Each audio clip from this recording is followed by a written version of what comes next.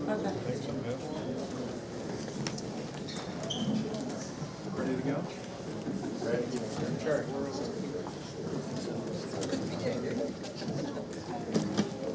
We welcome our candidates for Newcastle County Executive, the Democratic and Republican nominees, and by coin toss, I believe Mr. Blake chose to go second, which is normal in these things. So, Mr. Gordon, you're first off with just an opening statement, anywhere from 2 to 2.5 minutes. Thank you very much, Alan. I would like to thank Cranston Heights Fire Company, the Civic League of Newcastle County, as well as WDL, and the citizens that came out tonight to listen to this debate. Newcastle County, I think, are facing some serious challenges dealing with jobs, the finances of Newcastle County, public safety, and of course, probably a major concern here tonight, development in Newcastle County. My experience is I was born and raised in Wilmington. I'm now living with my family in Hocassin. I was 21-year police officer in Newcastle County, 8 years as chief. I was trained at the FBI Academy, Secret Service, all the other grooming schools. I have a master's degree, and I was 8-year county executive. During my time as county executive, we did the most innovative, progressive governmental acts that I think have ever been accomplished, and we'll never see again. Whether it's building libraries or running for 8 years, the first time in the history of 50 years of the government and not raising taxes, to the first time anyone ever tried to get the laws in one place and called it the UDC. So we find myself 8 years later with many of the same problems. The land use is almost as bad as it was before. The General Assembly is threatening to take away a lot of the powers. The finances are not good, and public safety is a muck. I'm looking for the opportunity to go back, apply some of my skill sets, and try to correct a lot of these problems. So I thank you very much for listening to this very good debate. Thank you, Mr. Gordon. Mr. Blake, opening statement. I echo Tom's thank yous to the Fire Hall, to the community, and for the Civic League. It's great to have these debates because this is a great way for everyone to actually see what everyone's about and ask some probing questions. And we had some good ones the other night when we did this out in Hocassin. Basically, I am not from Delaware, but then again, a lot of people aren't. Most of the people that come here for a couple of reasons. It's a great quality of life, a lot of natural resources here that make things very pleasant. It's a great place to raise a family, and the housing here is terrific for the value. Unfortunately, we've had a little bit of a boom in the past, and we sort of had a collapse. Right now, there's over 5,000 houses for sale in the market in Newcastle County. This microphone doesn't pick up well, sorry. Long and short, we need to look at making sure that we continue to thrive and not become a bedroom community for the surrounding states. If that happens, we're not going to be able to sustain the economy, and we're not going to be able to sustain our government and our way of life. There's a lot to offer here. I don't think it's doom and gloom. I think it's tough. And when times get tough, you need to make tough choices, you need to make bold choices, and you need a new perspective.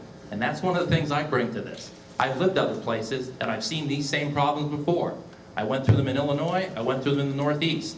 These are not unsolvable problems, and quite frankly, all we have to do is do what I've always done my entire business career. It's called best practices. You find someone else who's had the same problem, you ask how they solved it, you look at it, analyze it, and apply it to what you're going through now, and guess what? You can do it again and again and again. That's what I bring to this. It's a different perspective, and it's something new and something that works. Thank you. Thank you, Mr. Blake, and you'll get the first word on the next one, and Mr. Gordon will get the response. In order to stimulate growth and jobs, what incentives for economic improvement do you believe county government should offer? Mr. Blake. Well, one of the things we did, and it didn't work so well, was we gave away $5 to $7 million to a refinery when they were undergoing a multi-billion-dollar upgrade. There were about 175 jobs that came out of that, but unfortunately the county forgot to do one simple thing. We heard earlier from Councilman Sheldon that he talked about clawback. That's new to me because, quite frankly, until I brought it up at a council meeting a year ago in 2011, no one on council even knew what that word was and how it applied to a contract. That's something every contract we have should have in it, a clawback clause. If you're not going to have a definitive response and result from any incentive that they have to meet when you bring these folks in, AstraZeneca had them, we didn't have clawbacks. This would provide for a definitive way to make sure they deliver on what they promised, and if they don't, we get back all those incentives, because those incentives come from your tax dollars, and you deserve to get that money back if they don't deliver the service. Thank you, Mr. Blake. Mr. Gordon. Newcastle County has very little opportunity, especially when it's facing an $8 million shortfall. But I can tell you what we did in the past. When AstraZeneca, if you discern the difference between regular development and economic development, where you really have a company that's going to provide decent paying jobs, there are things that the county can do. In the case of AstraZeneca, we joined with the government, the governor at the time, Corporate, and we put the sewer in at our cost. We made sure that the process went so quick that the engineers from AstraZeneca were actually delayed behind our process. So our process was so quick that as soon as their engineers got it there, we had it back. So you can do a quick, predictable, and fast process when you're dealing with jobs that matter. Thank you, Mr. Gordon, and you'll get the first response on this one. Beyond the individual department heads, how many people are needed to run the county executive's office? Mr. Gordon. That's an interesting question, and I think you're referring to a lot of the increases that occurred after I left. Having done this before, I can tell you the history as I came into office in a similar situation where the government was hurting, and I brought in no directors, you remember, myself and a CAO. Now, having said that, the former county executives had some wisdom, and they added, and I'm not sure what all the positions are, but I would take a look at how what new added value that they brought to the table. And I'm not just going to say 2 people, that's what we had before. I'm going to take a look at why they needed a county solicitor, why they needed a chief of staff, why they needed 3 or 4 other positions. But I can promise you that before I take office, I'll have a lean government that leads by example as we take a look at the other positions in the government. Thank you, Mr. Gordon. And Mr. Blake, same question.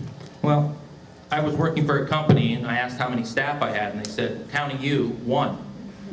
The next question would be, how many can I get? And he says, counting you, 1, until you can justify that. So one of the issues that we would look at is what's really needed. Quite frankly, every dollar in tax money should be utilized so that you get a dollar out of it. And governments, by their very nature, are not real efficient. And that's not to say you don't have good people doing great jobs. It's just that not everybody is a watchdog. That's sort of where I've been. I've grown up through that. I've had to learn how to make that dollar go a little further. We will make sure that any position that is added, we start with a 0 base to begin with. Everything is up in the air from day 1. That means everybody gets to re-interview for those positions that are currently held at county government in the position of the executive's appointments. So I don't know the answer, but it's probably anywhere from 0 to maybe 5, maybe 10. Okay. Mr. Blake gets the first response on this one. If willing, what would you do to expand the public's participation in the land development process while addressing the development community's argument that the process needs to be streamlined? Mr. Blake first, then Mr. Gordon. Well, for 9 years, I've been involved with GATA out in the Hockessin area, the Greater Hockessin Area Development Association. We've been doing what the county hasn't been doing. We've been talking to the developers before they put pen to paper and file those expensive plans. And quite frankly, they've learned that if you do that up front, they'll save time and money, and it makes the process go easier. The joke the other night, and a couple of the council people saw me there to give testimony on a project that was a rezoning, and it was a pretty good-sized rezoning. And yet there was only one person there to speak either in favor or against it, and that was myself. The reason for that is the hard work was done at the community. We bring people to the table before it gets to that point of no return. Once a developer files their plans, it starts costing them money every day they don't dig dirt. The way to do that is to put the community back in charge. The Civic League at one time was the leader in this county for that. We'll put those back in place, and we'll get everyone at the table to start with, and then the process will become easier, more efficient, and more acceptable for everyone. Mr. Gordon, same question. Public's participation in the land development process. This is going to lean more, what do we get, a minute? Look, the code is 15 years old. It's been amended so many times it hardly exists anymore. I put a process together in '97 that included the civics, the business leaders, lawyers, developers, and we produced a document. And it needs to be done again. The participation from the civics will be, they'll have a seat at the table before I take office in January to work with a very large group that's going to begin to go through the code, see how we can make it work. Secondly, after elected, I had the umbrella groups come into my office every month. A lot of can here can testify to it. And we had real meaningful meetings with the managers sitting there at the table. Everything was discussed from land use plans to public safety. I can promise you that they'll be brought back and they'll have an equal footing with the developers and the business community. All right, Mr. Gordon is the first answer on the next one. If a major land development, redevelopment plan comes to your office similar to the Barley Mill Plaza plan, will you be willing to veto it, send it back to the land use department and council? That problem started with the planning department, and that wouldn't happen under me. Had it went through like that, I would have vetoed it. You know, I don't know how much more I should say about that because I don't know what's going to be facing me. But I think that, well, look, what happened with Barley Mill? Again, it started in Greenville with a bad interpretation. They said they could build a 150-foot tower, not by any code I read. That got that community upset. They then said, let's put it over here in the other neighborhood. It then went over by Westover Hills. They're upset. We have a lawsuit pending. Civics were not involved. Had they been involved, and had the process been fair, I think we wouldn't be facing the challenges we're facing right now. I don't like the way that happened. They waived everything that they needed to waive to get this in. As far as I can tell, I don't see any great paying jobs coming out of it. So I'm not happy with the process. But that's an icon of what has to be turned around. The community must be involved. The code must be looked at again. And this whole redevelopment, all this stuff needs to be brought to light. We need to fix it. Thank you. Mr. Gordon, thank you. Mr. Blake again. The plan that came through had a major flaw. The traffic impact study was waived, not just at the county level, but it went all the way to our governor. Quite frankly, DelDOT waived it at the discretion of Jack Markell asking them to. It was jobs at any cost. There's only one problem with that. The jobs haven't started, the shovels haven't gone in the ground, and the project's there. The other big impediment to that is that any traffic improvements at that already failing intersection will be borne by every single taxpayer in the state of Delaware. So everyone here, regardless of where you live, will pay for whatever has to be done because it was waived. I believe, quite frankly, that this is an issue that should have been vetted further with the community, and we could have come up with a compromise. Honestly, developers don't mind paying to get what they want. They'll pay for those impacts. If that had come through, I would have sent it back without the traffic impact studies immediately.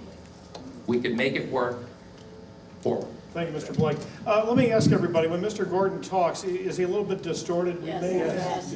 Maybe we can encourage him just to talk a little Pull the microphone back a little Yeah, bit. pull back the Okay. microphone. I Thank should you. have said that earlier, I'm sorry. Thank you. Go on. I'm distorted. And Mr. Blake will have the first opportunity to respond to this one. Tell us your interpretation or definition of the term deed restrictions and what you feel is necessary to consider changing them. Mr. Blake. Well, I live in a neighborhood that has deed restrictions, and I found that out the day we signed the papers. That was kind of an interesting thing. We can't do what? Deed restrictions, quite frankly, are only there if they're enforced. And if you don't enforce all of them, then you really don't have any according to the courts.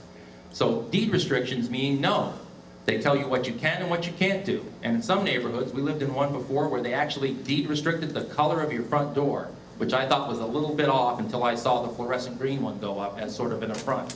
That was done to send a message. Deed restrictions are just that. They are a living part of the document that was agreed upon by everyone at the table to make sure that they were going to be accepted, and that what happened was acceptable to everyone, residents, the county, and the developers and the businesses. All right, thank you, Mr. Blake. Mr. Gordon. How does it sound? Now, you're talking about county deed restrictions with the county government does, or you're talking about private? Further away. All right. Are you talking about the county deed restrictions with development, or are you talking about private deed restrictions? It doesn't say here in the question. I think you're probably talking about some of the recent questions where the county has made a deed restriction and then overrode it. And I think one of the things we need to do is make it a supermajority so that it's better protection. When you agree to a deed restriction, the government does, as we're talking about Montana, I believe, that it takes more than a majority to override that. Now, the other ones are private deed restrictions where you go into a community, you ought to look at them because if they're enforced, you're going to be held to that standard, but it's really a private civil thing with the community. Thank you. Mr. Blake's already responded to. Okay, so Mr. Gordon, have the next response. What is your position on the senior tax exemption? Mr. Gordon. I put it in place, I support it, and I don't want it watered down. Simple. Mr. Blake. It's one of those things that just needs to be looked at again to make sure that it's fair. Quite frankly, it's like if you're making $1 million a year in retirement, do you really need that? The point is, if you're going to give it to one senior, you have to give it to all to be fair and equal. And that's the point of this. So we either have it fair and equal for all, or we don't have it at all. Okay. I always reflect on these questions before I pose them, because these are specific questions targeting a candidate. So we'll give one to one of you and one to the other of you to make it fair. For Mr. Blake, I'll combine two of these. What are the names of the Fortune 500 companies you work for? And someone questioning your residency in Newcastle County, saying that you had Vermont tags until recently. How do you feel you can relate to Newcastle County? I've lived here for 9 years. I've been a voter here for 9 years. The Fortune 500s were Textron. You can look them up. Their most famous product is the V-22 Osprey helicopter. That's one of the divisions. I wasn't in that one. That's kind of the, we call it the sexy division because they make the cool toys. The other one was called Framatome. And the reason your lights are on right now is because I worked for that company. I was responsible for all the installation products that make the electric utility grid globally work. Yeah, I actually, they're not Fortune 500s. They're actually Fortune 100s and Fortune 50s. But I thought that was a bit ostentatious. As far as my registration, we had a couple of car accidents, so we lost a vehicle or two. And insurance, because in Delaware there's only about 8 or 9 insurance companies, we didn't get a very good deal. So I went to Vermont and retrieved the vehicle that I had and brought it here. Other than that, it was changed over. I think it's a non-issue, and quite frankly, if we want to talk about ethics and violations, I really don't think that's a question that wants to be posed to my opponent tonight. Thank you. Mr. Gordon, your response to Mr. I don't agree with whatever I don't think he has any problems with any of those areas, and they're not questions from me. Okay. So, as far as I know, he's lived here since 2004. And I can testify to that because I've seen him at Gata, so that's not a question I'm going to raise. Okay, well, if that's it from you, then here's the question for you, Mr. Gordon. The planning board once made meaningful contributions to building and planning in this county. This person writes, your administration weakened the planning board, Mr. Gordon. Would you do anything to restore that strength as far as advising the department and council goes if you are elected again? You know what? I don't know how I weakened it. I put up the best person I could think of as chairman, and he's here today. I won't point him out. And I let the county council appoint the other board members. So, you know, I decided my first day of office, I picked the most ethical person I could get my hands on. And Vic Singer's here in the audience. And Vic Singer will tell you, I never talked to him after I appointed him. And that's not how I weakened it, but I'm sorry, Vic, if they're taking a shot at you, buddy. Thank you, Mr. Gordon. Mr. Blake, anything you want to say in response? No? Okay, you pass. Very good. We shall go on then. This is just a very generic question, and it always comes up, is this as much a county role as a state role? But how will you bring jobs to Newcastle County, Mr. Blake? Well, I understand, quite frankly, government's job isn't to make jobs. It's to make the environment for jobs to grow and thrive. What I would do is develop what's called TDZs, Targeted Development Zones. That's where we take a quick inventory of all the properties we have in the county that have existing infrastructure, whether it be roads, sewer, electric service, highway capacity, bus routes, all the things that are existing, sort of like College Square Shopping Center down in Newark that's 90% empty. There's a lot of infrastructure there and existing traffic capacity. If we had that available on our inventory sheet, we could have said to Amazon, hey, we've got a great spot for you to build your new warehouse, instead of having it go to Middletown. I don't really care where they build in the county, because if they build in the county, they bring jobs for everybody in the county at all levels. And when you do that, the economy comes back, housing comes back. Right now, we're too top-heavy on housing. We don't have enough jobs and enough businesses. But the issue is to balance that. You don't want that warehouse next to your house. That's what's happening down in Middletown. Thank you, Mr. Blake. Mr. Gordon. It's been my history of, 30, 40 years. The county government really doesn't have the ability to bring a large corporation here, but they do have the ability of working with the governor and getting out of the way. And I have to agree with my opponent here. that one of the things we're responsible for is looking at large tracts of land that can be used for manufacturing or some kind of productive line. Get that in the inventory and go with the governor to market those areas, and not go and try to compete with the state or the city, but actually work with the governor, as we've done before, and say, you land AstraZeneca, we realize our job is the sewer and the zoning, and we'll be part of your rapid response team, and we'll get it accomplished. All right, Mr. Gordon gets the response to the next question, and I know this came up a bit in the Democratic race for county executive about the extent to which there should be any kind of merger or combining of Wilmington and Newcastle County government. So, question, tell us what you think about the combining of the Wilmington and county governments in order to save money, i.e. municipal government. Mr. Gordon. I think there's all kinds of governments, like 25 in Newcastle County, and you can't just talk about the city of Wilmington. I think that over the next 10 years, the economy, the new norm, is going to force a lot of smaller towns to collapse. But specifically the city of Wilmington, I think the city of Wilmington just needs the ability to do some annexing. I think they need to do the ability of keeping some of the 65% of the state money that's raised in this state that's distributed down below the canal. They need the ability to keep it inside the city. If you let that city flourish, that was the center of the whole state. It can again be the center of the whole state. Let me just say, where the city goes, the county goes, the state will go. This is a complicated question. We could talk about it all night. By not allowing them to annex in the 60s, you've doomed them to failure, and they're failing. So to repeat, you would actually favor the city being able to annex? The law is unconstitutional. You cannot have one city with a law that says you can't annex. Take a look at Middletown. They're flourishing. So would the city of Wilmington, had they not been stopped 50 years ago. Okay. What you do is you wage a wage tax. Now you got this new tax called tickets, and I paid $600 myself in the last few months. Thank you very much. But they're dying. They're dying because we have restricted their growth. We don't let them keep the money that's raised there, and we do other things like put all the poor there, put all the nonprofits there, and we say those bad people, they're just killing one another. That has to be looked at. All right, Mr. Blake, you have a little additional time there since I gave you. Could you recap the question, because there were a couple of Certainly, add-ons there. certainly. The combining of the Wilmington and county governments in order to save money, i.e. municipal government, and I might add, love to have you respond to Mr. Gordon on the matter of Wilmington annexation ability.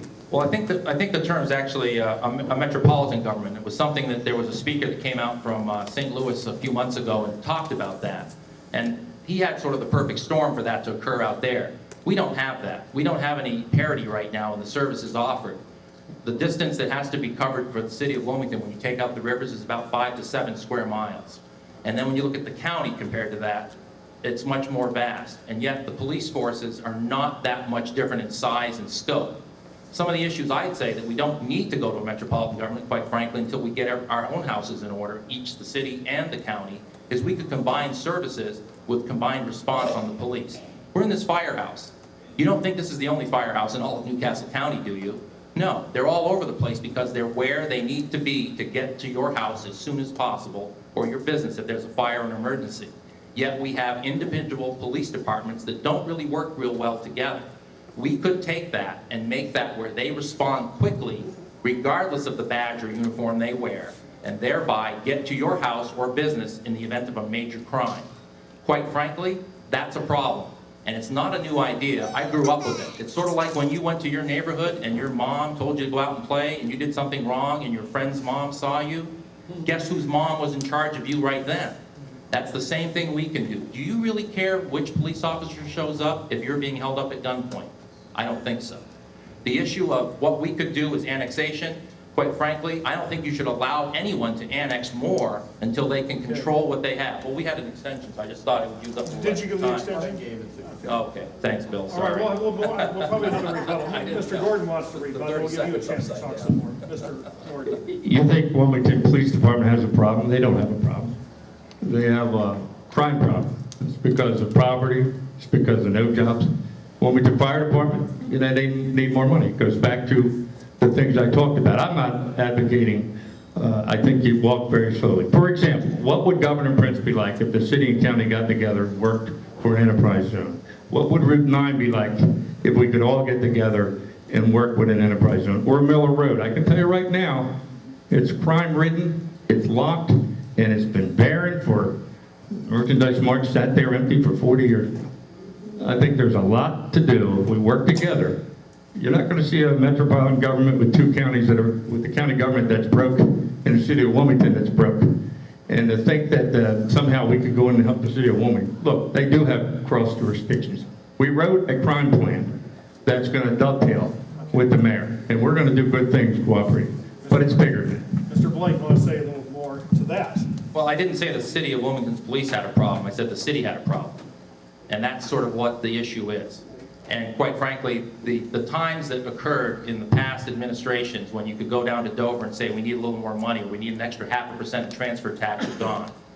Just a few days ago, Governor Jack Markell put in the paper that the taxes that he had put in when he entered office that were temporary and would sunset this year aren't sunsetting because they're in such financial straits. The other issue is we're not going to be able to get any more money. He's told us no already. Right. We made it, we have to fix it. I have a follow-up, if I may, for a second. You both are responding in terms of the current context where city and county are both in economic difficulty. Just philosophically, if we ever had good economic times again, which is probably the country and the world, if we had that, and considering that in many other places in the United States, metropolitan governments did not quite come off because of the fear that you would have city suburban school busing. Well, guess what? We already have it here uniquely in Delaware, so that's not an impediment. So in good economic times, would you favor further consolidation of city and county governments? Mr. Blake first, then Mr. Gordon. When times are good, it's easier to get a lot of things done because you're looking to combine services and reduce costs. And that's the issue. If you've got an economic boom going on, the crime rates are almost nil, you've got great intercity transportation that gets people out to the counties, try driving to Hockessin on the bus. It's a real nightmare. There's a couple of bus stops, but they don't run so frequently as they used to. That's one of the other issues that kind of goes back into our issues of land use. DelDOT is sort of king. They determine what they're going to do without our input. So quite frankly, we have to be able to make sure that if we had a great economic boom, that's the best time to do it, not in the middle of a recession. And I think this is a recession. We're not out of it, folks. It's just starting to uptick now, and anything we do to add cost is going to make it stop again. Okay, Mr. Gordon, your response. Do you agree that in good economy? What I don't think you understand is the county government is the only one in the whole country, outside of Kent and Sussex, that has no ability to tax. It has property tax. There's nowhere else in the world. Check it out. It only does half the policing, half the libraries, half the parks. The state carries most of it. That's why you have such a high income tax. That's why I'm against property taxes, because we make enough to do what we do.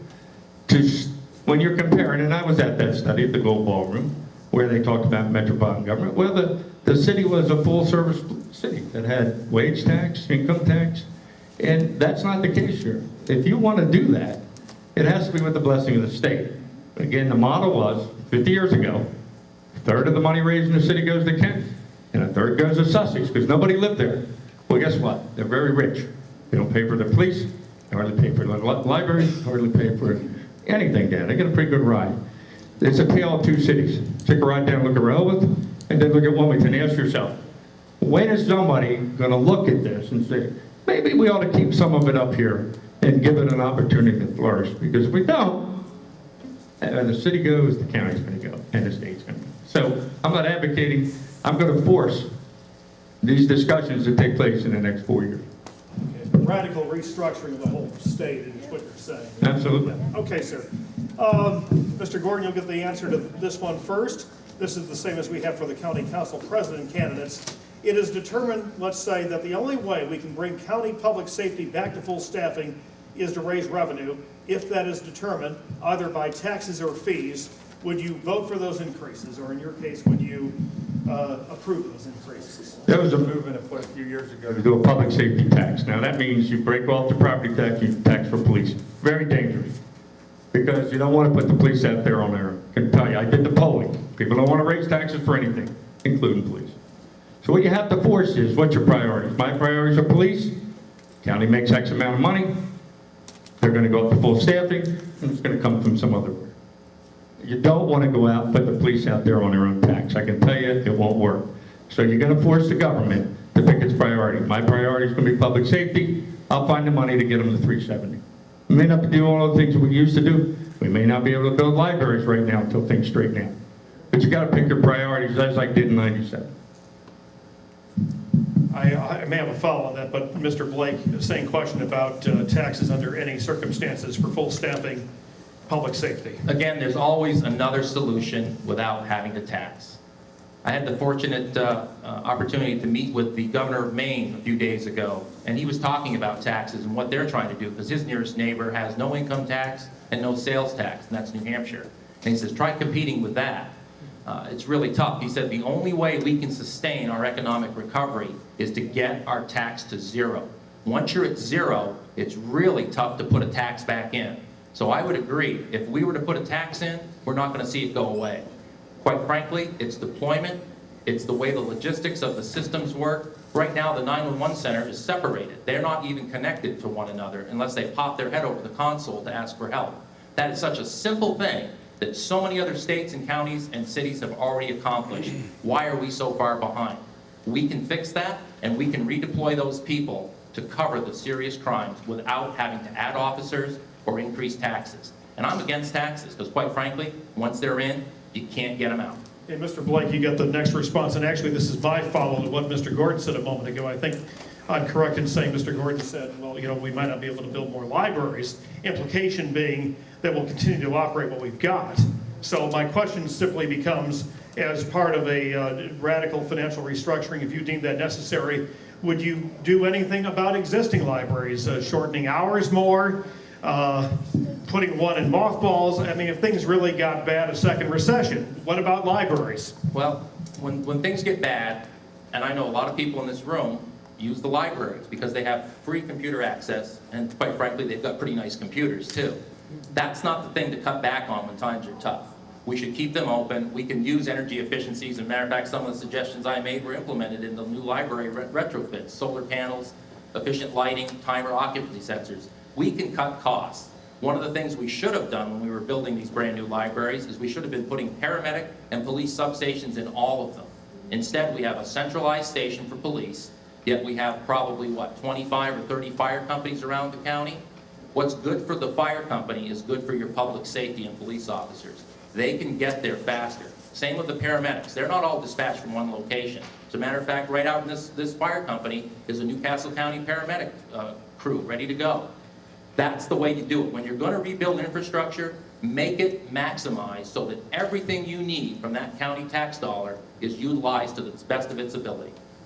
Mr. Gordon, libraries, and if you want to respond to what he said about... Let me make it clear, I was talking about building new libraries. I think we're going to, look, when I took office in '97, we had $100 million shortfall. The economy wasn't booming like that for us, so I got the transfer tax. I was able to bring the budget in -2, -1, first time in history, and not cut services. We're building libraries now on the backs of property tax increase, because if you don't have a surplus, you're borrowing, and that's a mortgage, we're going to raise taxes.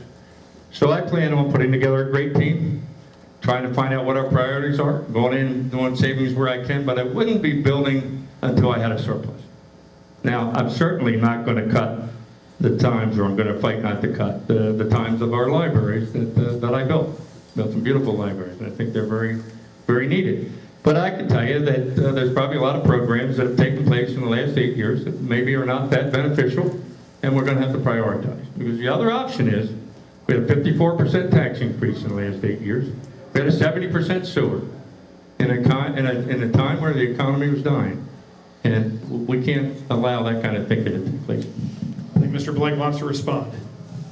The sewer increase is kind of an interesting one. Do you realize that we as the county residents are 75% of the city of Wilmington's sewage plant billing and capacity? We're their biggest customer. I worked for a company long ago, and IBM was our customer. When they got to 60% of our business capacity, they put a change order and shut down the production line and renegotiated prices. It's not as easy with sewers, but quite frankly, that's something that we could cut costs right there if we owned that plant. And if the city wants to work with us, we can help them. But if they don't want to work with us, we need to find another alternative to lower our costs. Thank you, Mr. Blake. Mr. Gordon, if you care to respond, since he took it. Well, I don't know who's going to permit a new sewer plant anywhere in this country, and they own that one. I don't think the answer is, I think we do a pretty good job of paying for our 75%. And I don't think there's a huge cost savings there. I understand what my friend is saying. In the area of police, police do not dispatch from a central location anymore. I gave them all take-home cars. They go out of their house, they go to penny. We don't need to put them in fire stations. I think we just need to understand how the police department works. All right, since we were talking about sewers, let's go to the same question we had in the first round with the county council president candidates, and Mr. Gordon will respond first. With the expansion of the sewer network south of the C&D Canal and the expense of meeting stricter EPA standards for sewage systems, how would you pay for the needed rebuilding of existing areas of the network? Mr. Gordon. You jump from southern Newcastle County, which is paid for by the impact fee. When I was executive, I had $40 million set aside for Brady 100. Somehow that has been misplaced or spent below the canal. But I had a fund that was your most critical sewer system is the oldest, Brady 100. We put a lot of money in the Turkey Run, and you're always having to fund this very antiquated system, and you do it through sewer impact. You try to save money where you can, and again, you got to go in there and look at prioritize your spending. And certainly you've got to stay ahead of the leakage in Brady 100, and you certainly don't want people on septic systems below the canal, so you got to build a sewer. Okay, thank you, Mr. Gordon. Mr. Blake. My point on the sewer treatment plant was, quite frankly, if we control it, we can control our costs, and therefore we can have a revolving fund to take care of any future maintenance that we might have to do in the sewer systems in Brandy 100. Tom's absolutely right. There was a bunch of money put aside for that, and it was back during his day, but that money was moved around for other general obligations too. If you're going to do that, you've got to make sure the money you set aside, just like Social Security at the national level, is only used for what it was intended. That's always the problem with any government or any company. When you see a big bucket of money, it's hard to keep your fingers out of it. A case in point is that California has a bottle deposit. We used to have one, and now it's a tax. We went from getting a nickel to now we pay 4 cents for every beverage bottle of carbonated beverages. California had $650 million go missing one year because they couldn't keep their fingers off that money. It didn't go bankrupt. It wasn't ineffective. It was extremely effective. Government has a problem with your money. They take it. Okay, I'm tempted to ask about to what extent you adhere to the ideology of your respective parties, in particular because of your last response, but maybe we can hold that to the end if we have time. Simply go to this question, Mr. Blake. Newcastle County's redevelopment, this person writes, has focused on business rather than the revitalization of communities. Unlike Wilmington, Newcastle County does not even track the location of vacant housing. If elected, would you champion efforts to monitor vacant housing and promote its rehabilitation and rebuilding of stressed communities? Mr. Blake. Absolutely. The portion that I talked about earlier about the parcel inventory so that we could react when a company comes to town, you don't have the luxury of a long time sort of courtship to get to know them. When they come looking, they want to be able to do something quickly because days waiting are dollars lost. We need to do the same thing with the housing. Quite frankly, in every neighborhood, there's a house somewhere where somebody has had foreclosure or they've just left. Happened in our neighborhood. People just up and moved, and next thing you know, there were people renting. Then those renters became squatters, and they sub-rented the place. The point is, if you keep track of it, you can curtail those issues. And then we also have code enforcement, police, and other unsavory acts that can go on in those places. And some of these neighborhoods are not run down, but it only takes one, and the cancer begins. So yes, all we have to do is go back to what we did best, which is keep track of everything we have, and just make sure that we're up to date. Thank you, Mr. Blake. Mr. Gordon. One of the few programs I think the county has done very well recently has been compiling a lot of the different departments to attack each neighborhood that had houses that were in need of repair or in need of maintenance. And I think that, you know, that's like mother and apple pie to say that we need to expand that. We certainly need to track that. It's a large county, and we can do it. It would take a lot of work, but I think it's something we can expand on from the Clark and the Coons administration. Okay, this is related. Mr. Gordon, given the problems in the workforce housing program, do you have any ideas for incentivizing builders to build moderate income housing another way? That's what this person writes. Here's what the county, again, instead of attacking the code and trying to deal with the code, and the problem with the code is traffic. You can get rid of all that other stuff. At the end of the day, the reason they made all the exceptions, and this is a density exception, is to get a waiver on traffic. I think what's happened with the workforce housing ordinance is it looks like it's just more of the same of more density. I'm very much for affordable housing. I did a lot of it. And I'm going to ask the new council to come back and let's take a look at it, because right now nobody's going to build with it. The builders are bringing it back in, and they're going back with plastic development because it's got a bad reputation. So we've got to take a look at it. I'm certainly for affordable housing. Everybody deserves an opportunity, and I'm not going to go soft on that. But I think we've got an image problem with everything that came in was for more density. Thank you, Mr. Gordon. Mr. Blake. Workforce housing, the way it's written right now in the county, is really social engineering. What you're doing is taking market-based price housing, you're taking a few units and making them look the same on the outside, but you're cheapening the outfitting of the inside. No crown molding, no granite countertops, yet they're in the same neighborhood, they look the same from the outside, but there's a big catch right now the way it's written. Those people that buy that workforce housing unit basically cannot sell it at a profit. I think it's 15 years. So if that person loses their job and they need to leave, they actually lose money or make zero. And the other side of that is the person that paid the higher price for their market-based price, their price is dragged down. I would rather see developers incentivized to build a mix of housings. I grew up in a neighborhood with a doctor down the street. Right next door was a trash truck driver. And he parked his trucks in the back lot, too, that was nicely screened and fenced. Across the street was a guy who owned the grocery store. The milkman was at the end of the street. We actually had those. I mean, it was a little bit of everybody. And you know what? Everybody's house was different. One guy drove a Cadillac, one guy drove a Pontiac. That's what we need to do, a mix of housing. Thank you, Mr. Blake. Did you respond? No, I think it did. Okay. Sorry, I wasn't writing these down. One more here to Mr. Gordon first. What would you do, or how would you work with the city of Wilmington, with Dover, by which I suppose they mean the state of Delaware, on crime and development? The new mayor is a good friend of mine. We worked in the police department together in the 70s, and we've had many discussions. I've already written a public safety plan that he's adopted, and that's the first time I've ever known we've had two good friends take over the government together, and we're not worried about who's got the bigger building, although I would like to have an office. We're going to work well together because they do not communicate right now. There is no cross-fertilization. There is no share of intelligence. And, you know, you could have a crime occurring one block in the city and the county officer can't see it on the screen. All that is going to change with the Williams and the Gordon administration. It's going to be seamless.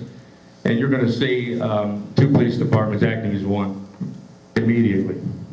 Thank you, Mr. Gordon. Mr. Blake, same question. I'm not going to presume that I've won. The election's on November 6th, and you people cast the deciding votes as to who's going to be our council president and who's going to be our county executive. That's the first thing right there. I'm going to be honest about that. I want your vote, but I don't presume to have it. So I will be continuing to campaign until that day. Beyond that, there are a lot of things we're going to do. I'm not writing drafts to work with the mayor-elect. He hasn't taken office yet either. So quite frankly, I don't care who it is in office. Mr. Protac could be the next council president. I might be the next county executive. It might be Tom. It might be Mr. Williams. It might be Mr. Bullock. The issue is, on that day, on November 7th is the day we all get together and start talking about what we're going to do together, not beforehand. Because quite frankly, that's presumptive, it's arrogant, and it's quite narcissistic. Thank you. This is a question for me. Before, I was presuming you want me to go to closing shortly, and then for any other people. Mr. Blake, you have presented some philosophical positions that appear to be those shared by many Republicans, and I'm just curious, in a Democratic registration majority county, to what extent do you identify with your national party? Where do you agree with positions? I mean, we've heard some agreement. Where do you disagree? Well, I am a fiscal conservative, and that's because I'm a taxpayer like you. There's a checkbook in our house. When it reaches zero, we can't spend any more money. I don't think you can either. If you can, I want to know who your bookkeeper is, and I'd like to talk. Quite frankly, that's where I am a Republican. Because if you don't have money and you don't make government lean, mean, and efficient and cost-effective, how are you going to pay for parks? How are you going to add new police? How are you going to help these community fire departments get new equipment? That's the issue. We have to make sure that every dollar that we as taxpayers give to any government is used to $1 worth. Maybe even $1.10 if we can get a really good contract on something and get a reduction. That's where I identify with the Republican Party. Beyond that, you would laugh at how far socially left I am when it comes to programs. Just like in my house, and I'll tell you this right up front, I look at the tax returns every year from our president and vice president. My wife and I, by no stretch of the imagination, are wealthy, but we donate more to charity in time and money than both of those men combined. And that really is the issue of what you do. You can have words or deeds, or you can actually just do it. Thank you, Mr. Blake. Mr. Gordon. Well, I did them. I had 8 years, I guess I'm a Republican, of no tax increase. I said from the day one, we are not going to raise taxes. This is going to be the fact.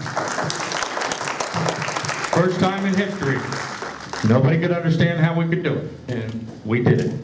I said we're going to do impact fees. Developers are going to pay for their load. We then went and lobbied Dover, and we found money. We made the same argument we're going to make now. Where money's raised here, we need some more back. Why should we have a county police department here when the rest of the counties and the other parts of the state don't have to have that? These are the arguments got to be made. Money's raised here, but we got to have 3 governments, and I believe that we're going to win on this. But I will tell you this: we won't be raising taxes.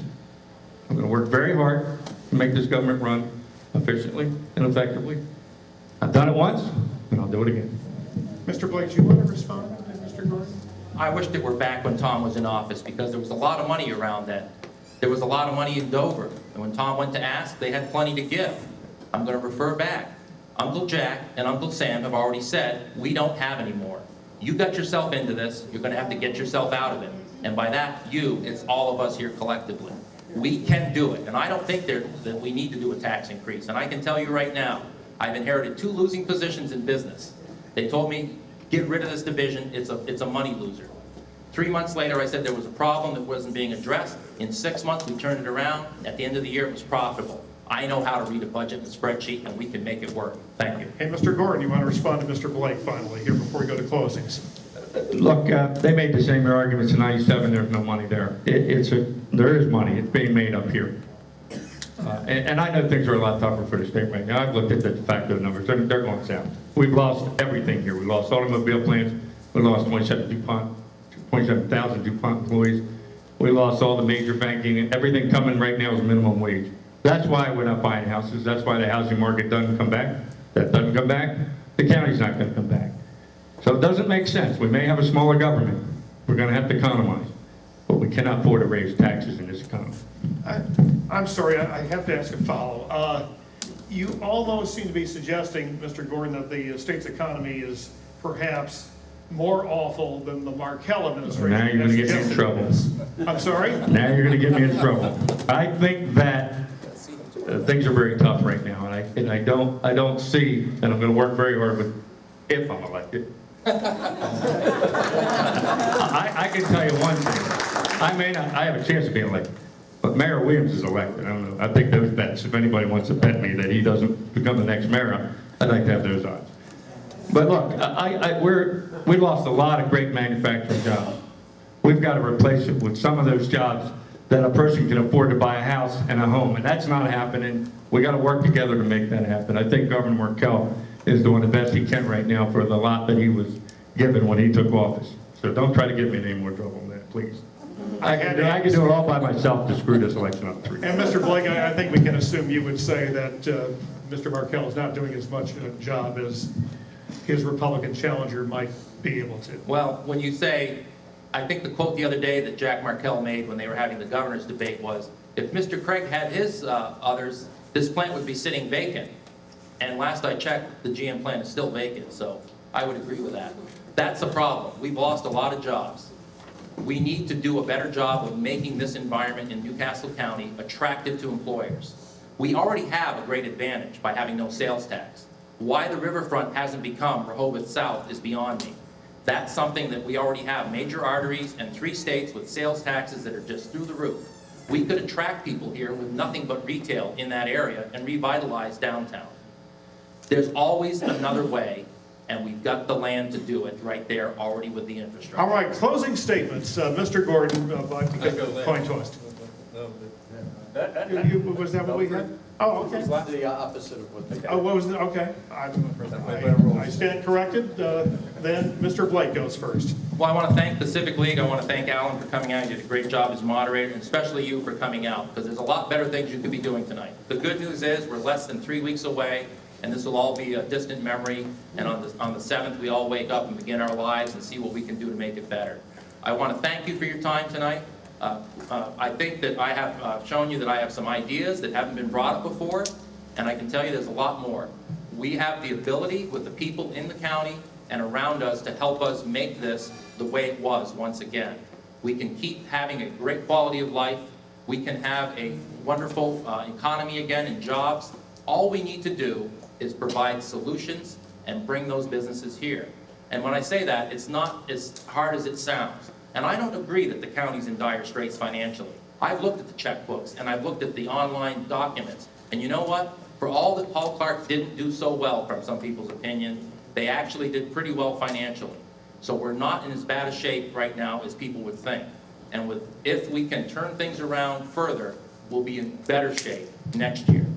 And this can be a booming economy again. It's not going to be all on housing. We have to have a mix. We have to respect the residents and their character and quality of life in their neighborhoods while balancing the development to make sure that we have a good mix. When you rely too heavily on one industry, when that industry goes away, you go into recession. We need to balance what we have. High-tech, industrial, blue-collar, white-collar, pharmaceutical, scientific jobs. We need a little bit of everything so that we can balance our own economy and avoid a further recession. Thank you, and I hope to get your support on November 6th.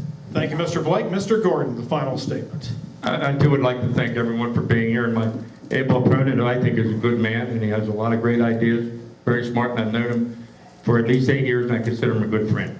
I don't know about your tag, whatever that's about, but I can tell you've been around. Look, this country's in pretty dire straits. The state is too. We've lost manufacturing. We all know what's happening. We could have been called the DuPont state for years. By losing them, it's been devastating. We've got some serious challenges. If we don't face it, we're not going to be able to solve it. And the county government's role is just a part of that, trying to make sure that we control growth, make it reasonable, predictable, but at the same time, we've got to focus on jobs that pay decent standard of living. And that's what I'm going to focus on.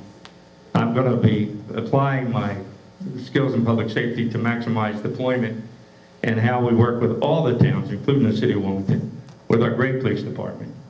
I'm going to work very quickly to bring the citizens back to the table and take a look at the many changes that have occurred in the code. And I'm going to present by January a very workable code with the civics and the business community, county council, and everybody together on where we go with that.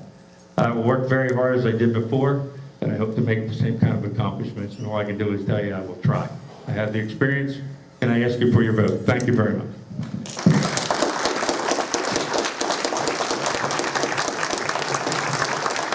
Thank you, and so concludes the round of county executive. Now, are we going to bring up any other candidates? Are we finishing? What's our... I don't think we have others. We have some business. I got you. Business. Well, in that case, then, thank you, everybody, for attending. Give them our